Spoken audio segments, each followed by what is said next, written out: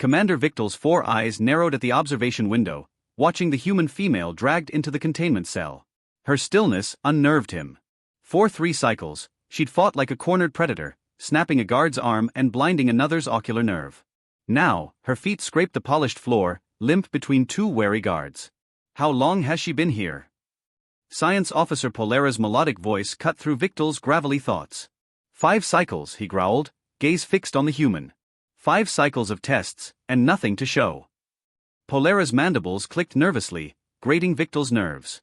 Perhaps a new approach? Physical tests yield little. Victel's spinal ridges flared. The Imperium demands answers. How do these apes destroy our dreadnoughts with crude tech? Why do our weapons barely touch them? What makes humans so resilient? Polera's tone sharpened. And torturing one female will tell us? Watch yourself, Victel snapped. Know your place. Polera's gaze dropped.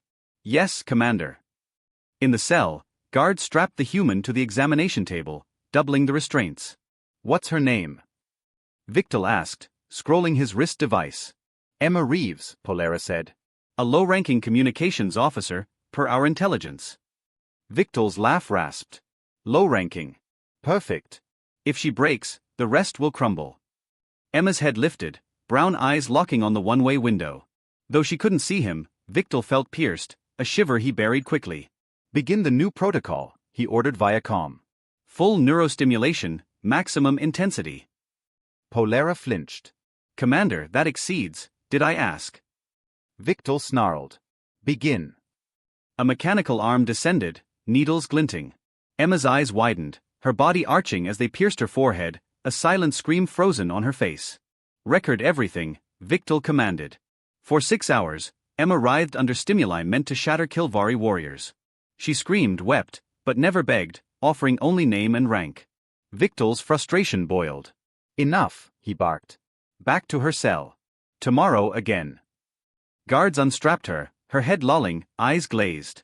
Yet as they drag her out, her gaze flicked to the window, cold calculating. She's planning something, Victel muttered. Polera glanced up. Commander. Nothing, he said, turning away.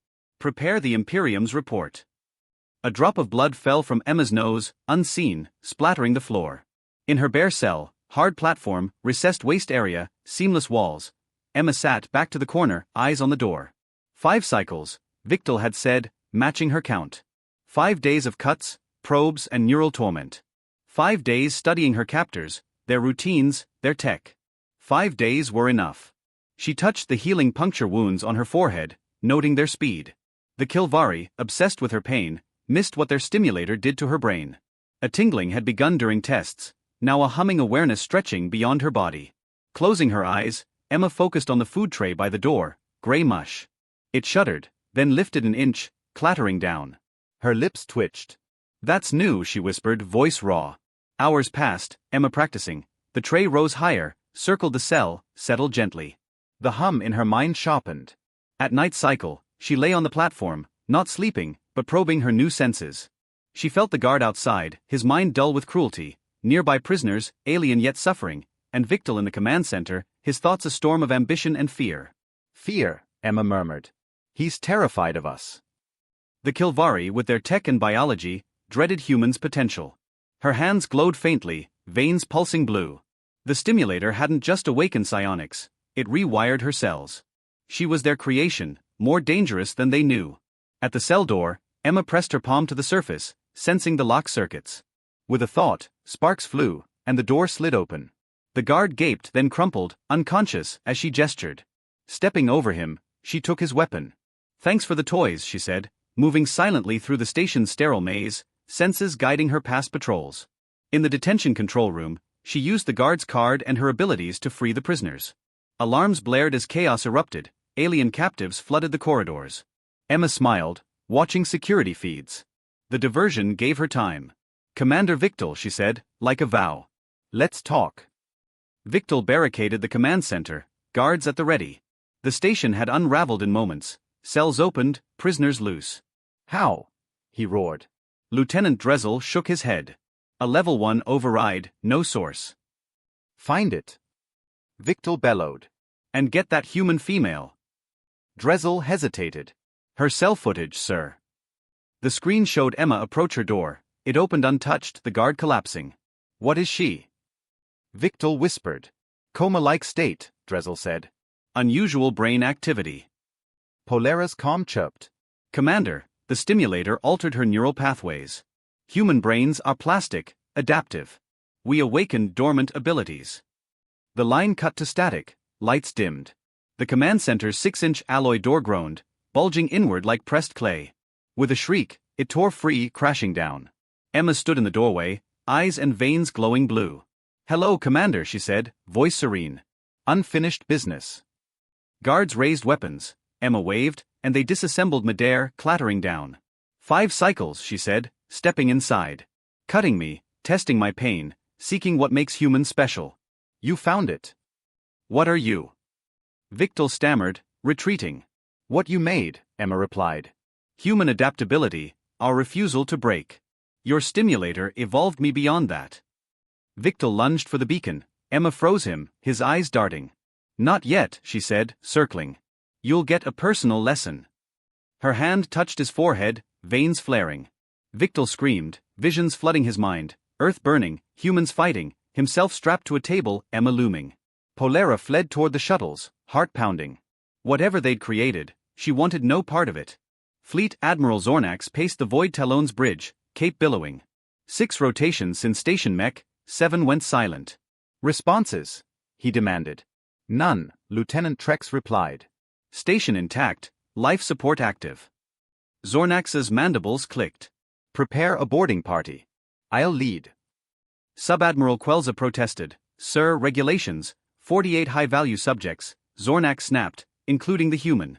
I trust no one else. 2 hours later, Zornax and 12 soldiers, armed with stun and lethal weapons, entered the silent station. Life signs? Zornax asked. The technician frowned. Fluctuating, except one steady signal in the command center.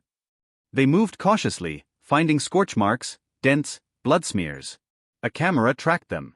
In the detention block, they found dead guards, neural shutdown, no wounds. Mine switched off, the medic said. The command center's door lay crumpled. Inside, Victor and his staff sat, eyes glazed, minds wiped, bodies alive. A looping message, a soldier reported. The screen showed Emma, eyes glowing. Greetings, Admiral Zornax, she said, calm. This is my demonstration. Victor shared your invasion plans, fleet positions, your estate on Kilvar Prime. Zornax's scales rose. How did she know me? Emma continued, you sought our physical strengths, but it's our adaptability. Your stimulator unlocked my mind, I reshape or erase thoughts. The screen showed her boarding a vessel with alien prisoners. I control the station's defenses. I've sent your plans to Earth. Humanity's ready. Her eyes burned. You made me a monster. Now I'll evolve your species. A countdown flashed, 5 minutes. Evacuate. Zornax barked. They fled, the station exploding behind them. 3 weeks later, Polara faced a tribunal on the Claw of Judgment, Zornax presiding. Explain how one human destroyed Mech 7, he growled. Polara's mandibles trembled. The stimulator wasn't calibrated for human neuroplasticity. It unlocked psionic potential, forced an evolutionary leap. Fleet biologist Mentor leaned in. Your notes warned of risks. I did, Polara said. Victor ignored me. Mentor nodded. Scouts report humans developing advanced tech and abilities. Polara shivered. She's evolving them as she promised. An aide whispered to Zornax, who paled. The Proxima Centauri fleet, destroyed. Earth vessels approach Kilvar Prime. Polara whispered, she's coming to change us. Chaos erupted, plans for defense rising. Polara sat, haunted by Emma's glowing eyes. On the Earth vessel Prometheus, Captain Emma Reeves stood, hands clasped, staring at the stars. Her crew, humans and former prisoners, all glowing blue, worked seamlessly. Approaching Kilvari perimeter, an Arcturian navigator said. Cloaking holds. Emma nodded, her insights from Victor's mind fueling their tech leap. Fleet status. All optimal, the communications officer replied. Conversion vessels ready. Emma faced her crew, each awakened as she was. The Kilvari thought they could dissect us, she said. Our strength is mental, adaptability, transformation. They made me a monster, but showed me our path. She touched the console, its panel flaring under her neural signature. We'll liberate their potential, not force it. Kilvar Prime loomed on the screen, Earth-like. They created a harbinger, Emma said. Now I remake them. Conversion vessels launched, painless, refined. Kilvari fear hit her like a wave, but she stood firm. Don't fear, she whispered. This is your beginning. Reports confirmed landings, conversion centers rising. Emma turned to the stars. Set course for Proxima Centauri, she ordered. A former prisoner approached. What when no worlds remain? Emma smiled, eyes glowing. We explore, Tra. We grow. The universe awaits. Her hand on his shoulder shared warmth, possibility. The Prometheus led the fleet, Emma watching, a low-ranking officer turned vanguard of a new age.